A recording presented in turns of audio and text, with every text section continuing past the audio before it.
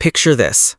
It's Sunday night, you're lying in bed, phone in hand, and you've just spent the last 45 minutes going down a rabbit hole of personal finance videos. You've watched someone explain index funds, you've seen the compound interest chart, you've read 3 Reddit threads about Roth IRAs, and somewhere in the middle of all of that, something clicked. You felt it, that little spark of, okay, I actually need to get my life together. And then you put your phone down, turned off the light, and thought to yourself, I'll start Monday. Monday's a good day to start. Fresh week, clean slate, new me. And then Monday came, and you didn't start. And you told yourself you'd start next month when things settle down a little. And then next month turned into next year. And here you are, still watching videos, still feeling that spark, and still not starting. My name is Nico, and I spend way too much time thinking about money. And if that opening felt uncomfortably familiar, you are exactly who this video is for. If you're new here, welcome. This channel is all about the psychology of money, the traps that quietly keep us stuck, and the real practical shifts that actually move the needle. Before we get into it, do me a favor, hit that subscribe button and give this video a like, because what I'm about to share with you is genuinely one of the most damaging financial patterns I see in people in their 20s and 30s, and almost nobody is talking about it the right way. Now, let me ask you something, and I want you to be honest with yourself. How many times have you said, I'll start saving when I get my next raise? How many times have you told yourself, I'll pay off that debt once things slow down a bit? If the answer is more than once, stay with me, because we need to talk about the I'll start tomorrow trap. Let me paint you a picture. Imagine you're driving across the country and you need gas. You're at about a quarter tank.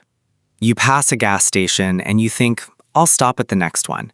And you pass that one too. And the next. And somewhere in the back of your mind, you know you should stop, but the tank isn't empty yet, so it feels okay to keep going. And then one day, you're on an empty stretch of highway at 2 in the morning, and the needle hits 0, and you're not near anything.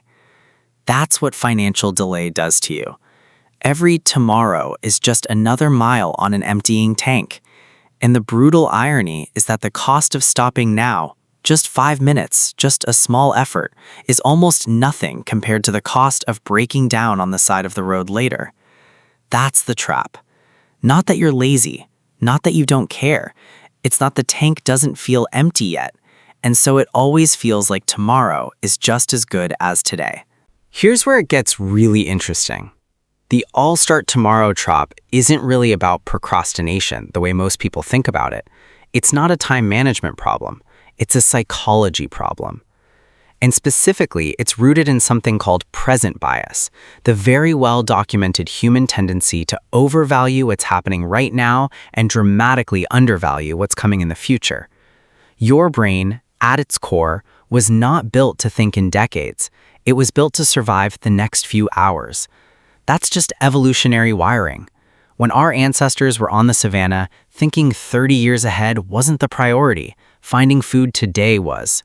And so when you sit down to think about your retirement account, some deeply embedded part of your brain goes, that's not a real problem right now, and quietly nudges you back towards something that feels more immediate, more tangible, more real. Scrolling, spending, avoiding. That nudge feels completely normal. It feels like common sense even. But here's the crazy part. That same wiring that kept your ancestors alive is quietly costing you tens of thousands of dollars a year, and you don't even feel it happening. Now, let's talk about the real math, because I want this to land in your gut and not just your head. Let's take 2 people, both 25 years old, both earning the same salary, both aware that they should be investing. Person A decides to start today. They put away $400 a month into a broad market index fund. They're not doing anything fancy, they're not picking stocks, they're just being consistent. Assuming a pretty conservative average annual return of 7%, by the time they're 65, they have just under $2 million, roughly $1.97 million. Now person B, same age, same income, says, I'll start next year. And may mean it, they fully intend to start. But life happens, there's a vacation, a move, a car repair, a wedding, and before they know it, it's been 3 years. They start at 28. Same $400 a month, same 7% return, same retirement age. Do you want to guess the difference? Because this is the part that will blow your mind. Person B ends up with around $1.57 million. The 3-year delay cost them roughly $400,000. $400,000, not because they spent it, not because they made a bad investment, but because they waited 3 years. That's it.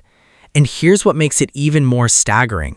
The actual money person B contributed was only about $14,400 less than person A, but the outcome difference is $400,000. That's the compounding gap. That's what I'll start tomorrow actually costs. Not a few months of contributions, $400,000 of future wealth. Gone because the tank didn't feel empty yet. But let's go even deeper, because the math is just one layer. The psychological layer is where this thing really gets its teeth into you. Because here's what most people don't understand. Every time you delay a financial decision, you're not just losing money, you're reinforcing an identity. You are literally teaching yourself who you are. Every time you say, I'll start Monday, and Monday comes and goes, your brain logs that. It updates its model of you. And slowly, quietly, you become someone who intends to do things but doesn't. And once that identity takes root, it starts to bleed into everything. You don't just delay saving, you delay the side hustle you've been thinking about, the budget conversation you need to have with your partner, the credit card you keep meaning to pay off more aggressively. The I'll start tomorrow habit is never contained in one area. It spreads. Because you've told yourself through your behavior that you're a tomorrow person. And here's the flip side, and this is the part I really want you to hear. Every time you do take a small action, even a tiny one, your brain logs that too. You start to become someone who does things, someone who follows through. And that shift from I'll start tomorrow to I start today is not a discipline shift, it's an identity shift. And identity shifts change everything. So what does starting today actually look like?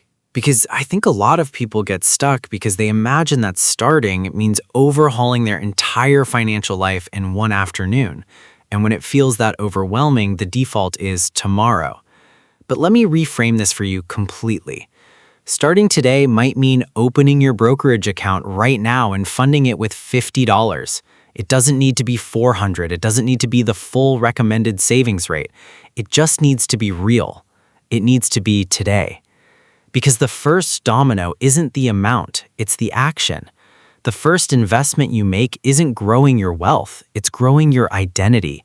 You are becoming the kind of person who invests. And once you're that person, it becomes dramatically easier to be consistent, to increase the amount, to stay the course when the market dips, because you've already proven to yourself that you do this. That's not small, that's everything. Now, here's something that doesn't get talked about enough in the personal finance space. The hidden cost of inaction isn't just the money you don't make, it's also the money you do spend. Because when you're in I'll start tomorrow mode, there's a psychological phenomenon where the lack of structure actually increases spending. Think about it. When you don't have a budget, when you don't have automatic transfers set up, when your financial life feels like a vague and slightly shameful mess you haven't dealt with yet, what happens? You spend more. Not because you're irresponsible, but because when there's no system, there's no friction. The money sits in your checking account and your brain sees it as available. The subscription you forgot to cancel keeps charging you.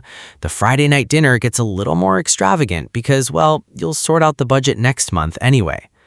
This is what I call the walking away money problem. It's not one big decision draining your account, it's 100 tiny non-decisions, all of them quietly costing you. And the fix isn't to track every penny and live in financial fear. The fix is simply to start. Set up the automatic transfer, put the budget in place. Because the moment you create structure, you create friction against the unintentional spending, and your money starts going where you actually want it to go, instead of just away. Let me give you a real-life scenario that I think will resonate. Picture someone, let's call her Maya, 29 years old, good job, decent salary. And Maya is not bad with money. She's not reckless. She just hasn't really started. Every year around January, she thinks about opening a Roth IRA. Every time her company emails her about the 401k enrollment, she thinks, I need to read through that properly, and puts it aside. She eats out a little too much, but it's not crazy. She's just floating. Not building, not sinking, just floating. And from the outside, life looks totally fine. She's comfortable. But here's the quiet tragedy. Maya, at 29, is in her single most powerful investing decade. The money she invests right now has 35 plus years to compound. The money she invests at 39 has 25. The money she invests at 49 has 15. Every year she floats costs her not just 1 year of growth, it costs her 1 year off the back end of the compounding curve, which is where all the real wealth is created. The last 10 years of a 40-year compounding journey can represent more than half the total value. Half! And Maya is unknowingly trading those years for the comfort of not having to think about it yet. That's the I'll start tomorrow trap in its most insidious form. It doesn't feel like a trap, it just feels like normal life. So here's what I want you to actually do after this video. Not tomorrow, right now. Pick one thing, just one, and do it today. Not the whole thing, one thing. If you don't have a budget, spend 20 minutes this evening writing down your income and your 3 biggest spending categories. That's it. If you've been meaning to increase your 401k contribution, open the portal tonight and bump it up by 1%. Just one. If you have a credit card you've been ignoring, pull up the statement and see the actual number. Just look at it. Because here's the truth. The starting is always smaller than the avoiding. The thing you've been putting off almost never takes as long as your brain has convinced you it will. And once you do it, once you actually start, something shifts. The anxiety that was quietly sitting in the background, the low-level financial stress that hums along under everything, it loosens. Not because the problem is solved, but because you're finally moving.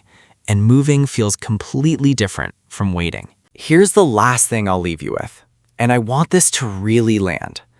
Every financial habit you build, every dollar you invest, every debt payment you make, it doesn't just compound financially, it compounds personally. The person who starts investing at 25 isn't just richer at 65. They're more confident, more decisive, more financially fluent across every decade in between. They make better career decisions because they have a financial cushion. They take better risks because they understand money. They worry less, they enjoy more. They show up differently in their relationships and their work.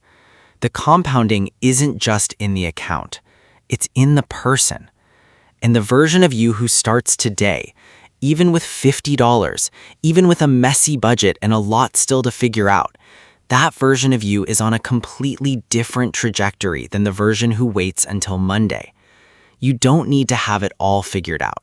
You just need to start, because you are becoming the kind of person who starts.